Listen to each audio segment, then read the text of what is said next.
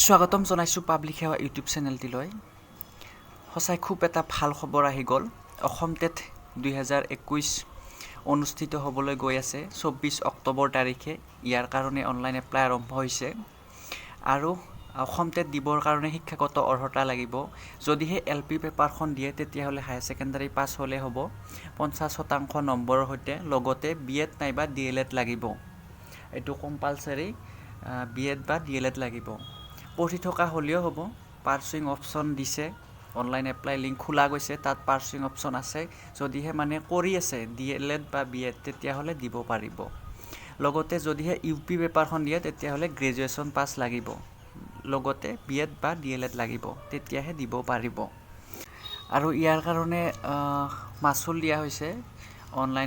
Online fees দিয়া হৈছে। General কেটেগৰীৰ কাৰণে 350 টকা আৰু আদাৰ্ছ কেটেগৰীৰ কাৰণে 300 টকা পাৰ পেপাৰত। যদিহে দুখন পেপাৰ দিয়ে জেনেৰেলৰ হ'ব 700 টকা আৰু আদাৰ কেটেগৰীৰ হ'ব 600 টকা। মানে এইটো অনলাইন ফিজ হ'ব, অনলাইন পে'মেণ্ট কৰিব লাগিব। আৰু ইয়াৰ লাষ্ট ডেট হৈছে 25 ছেপ্টেম্বৰ। গতিকে সকলোলৈ শুভেচ্ছা থাকিল। ভালকৈ অসম টেট 2021 দিয়া আৰু চিলেকশ্যন হওক তাৰে কামনা কৰিলোঁ। তো আজিলৈ ইমানেই আছিল। ধন্যবাদ।